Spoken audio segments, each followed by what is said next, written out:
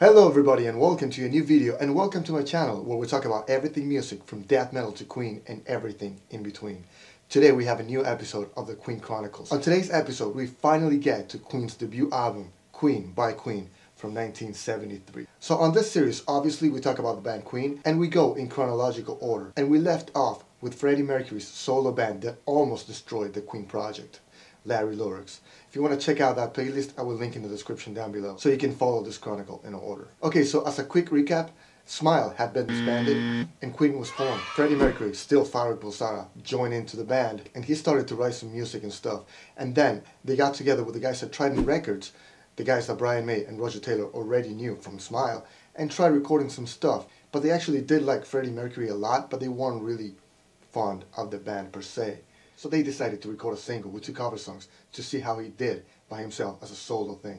And it didn't really pan out. So they decided, okay, we'll try the Queen thing and see where it takes us. Okay, so come 1970, Queen, the band, actually started playing some gigs. So they started to get some underground recognition, but nothing major yet. And they needed to record something. It needed to happen. Of course, now they actually had some experience because they had recorded in Smile 2 EPs that never got released, not yet anyway, and of course Freddie Mercury's single. So they actually had some experience as a band, but you know, it was still rough around the edges. But of course they felt like they needed to put out a record because that was going to propel their career.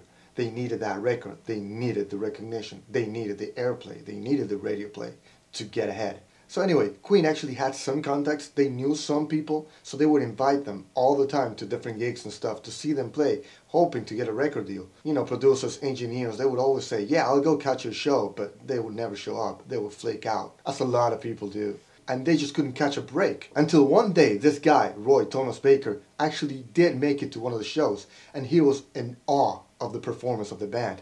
And of course, the chemistry the band had with the audience. And he was like, dude, I really want to produce this band, but I have no money. But let me talk to some people and see what we can do. And of course, the Queen guys were stoked. They were so happy. They were this close to getting a record deal, or so they thought. A couple of weeks go by and nothing. They never heard from this guy until one day, finally, the phone rang. Somebody picked it up and it was Ray Thomas Baker. OMG. Check this out. There was a big studio called the Lane Lea that was actually buying a lot of new equipment and they needed to try it out. And the best way to try equipment out, obviously, is to hire a band, have them play, and record them. And of course, Queen agreed to do it because they needed the experience, but also they would get paid in studio downtime, which means that they wouldn't get any money, but anytime the studio hours were paid for but weren't being used, they could use it for free. Which meant that, let's say you have X band come into the studio and they would rent it out for 8 hours, but only use like 4 or 5 of those hours and leave because they were tired, they were drunk, they were stoned, whatever the reason may be. And they would haul ass and get there as soon as possible, plug in and record, and make the most out of those 3 hours. So of course, it was not the most convenient scenario, but it would get the job done. And it would get the job done free. Because I mean, let's be serious, the guys were broke at this point. They had almost no money. You had Freddie and Roger Taylor splitting an apartment. You had Brian May and John Deacon living with their parents, trying to save up as much money as possible so that they could reinvest that money back into the band. And it paid off. So during the time they were actually testing out equipment and stuff for the studio, they actually managed to record a demo with 6 songs, and 5 of them actually made it to the full-length album. And of course, they used that demo to get more gigs and to get more exposure. And finally, Elektra picked them up and said, okay, once you have it recorded, we'll release it for you. So that was a huge plus. So they got to work. You can actually find the 6 songs online on YouTube. I actually created a playlist. So if you're interested, I will link to that in the description down below as well. And you can listen to these very early versions of these awesome songs. And it's very fun to compare them and see how much they actually progressed from that demo version to the full-length album version. Okay, so finally, on July 13th, 1973, this bad boy was released. Queen's debut album, Queen by Queen. Awesome album. I love this album. This is one of my favorite albums of all time, of any bands. Great album. Clocking in at 38 minutes and 52 seconds, this is a gem. Very underrated. This album was released by Elektra in the UK and it actually peaked at 32, which is not bad at all. And it was released by EMI in the US, peaking at 83. There was also 2 singles released for this album. Keep Yourself Alive and Son and Daughter on the B-side, and Liar and Doing Alright on the B-side that was only released in the United States. Okay, so Pat, why do you like this album so much? Well, first of all, it's awesome, it's mean, it's heavy, and it's got a lot of the essence of Queen that was yet to be developed. The opening track here is Keep Yourself Alive, and that was the first song that was actually written for Queen, because they already had Doing Alright, which was a Smile song, and Polar Bear that didn't make it to this album, but they would play it live. Great little tune, but I actually prefer the live version a lot better than the studio version. Doing Alright is a great song. It was a Smile song, but this version is a lot more polished and it sounds a lot more heavy. So it starts out with a very sweet and calm intro with a piano and Freddie Mercury's voice, and then he gets into a very heavy chorus, and it's got 2 guitar solos. It's just awesome. Then my favorite song on this album, Great King Rat, is an awesome song. It's got everything. It's got slow parts, it's got an interlude, it's got 2 guitar solos, it's got the most grotesque wah-wah solo I've ever heard, and it's awesome.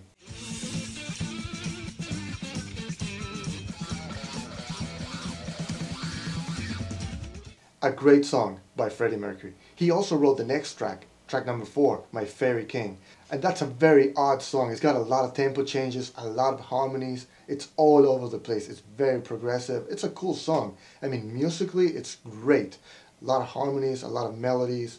It's really, really interesting. And it refers to this magical place that Freddie Mercury and his little sister actually made up when they were kids. So it's kind of a nice story too. And there's also this very important line on the lyric that says, Mother Mercury, see what they've done to me. And he's referring to his own mother there. So then he decided to adopt the Mercury name as a last name or a stage name. So after writing that song, that's when he became Freddie Mercury. So flipping this bad boy to side B, we have Liar, which is a very interesting song from a musical standpoint. I mean, it's very complex, it's got a lot of elements to it, and some people even say that it's kind of like a Baroque song. It's got some of that Baroque feeling. Another Freddie Mercury song. And when nobody was playing bass solos, here comes John Deacon with one. Awesome one. Great song. The next one up is actually The Night Comes Down, and this one is actually very interesting. They actually set out to record this track properly, but they were never happy with the mix. They mixed it, they remixed it, they re-remixed it, and they were never happy with it. They couldn't capture that essence that they had actually captured when they recorded it for that demo. So they actually decided to keep the demo version. I mean, it does sound a little bit different than everything else that's recorded on this album, but the mastering did a great job at fixing it. It has a very cool acoustic intro that I really enjoy. So that song is kind of a ballad. It's got a ballady feel to it.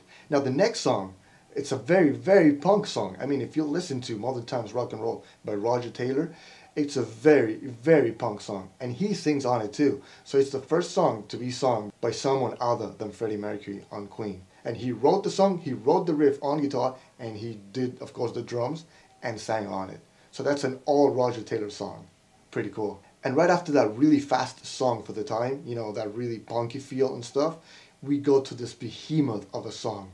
A very, very, very Black Sabbath kind of song. A very just slow, doomy, heavy song. Son and Daughter, written by Brian May.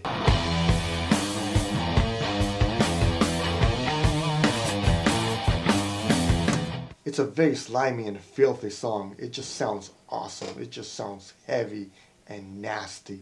Great song. It was very heavy for the time. That song is followed by a song called Jesus, that is basically the story of Jesus of Nazareth being born, which is very interesting because it was actually written by Freddie Mercury, who was a Zoroastrian. They don't believe in Jesus. And I guess he just found that story interesting and decided to put pen to paper and write his lyrics. I mean, it's kind of amazing. It starts out dull because it starts out with a 2-chord progression, and then when he gets to the chorus, it's kind of weak. But once he gets to the solo, that's Brian May destroying that guitar with an awesome ripping solo with a very, very heavy delay that just sounds awesome. Makes the hair of the back of your neck stand.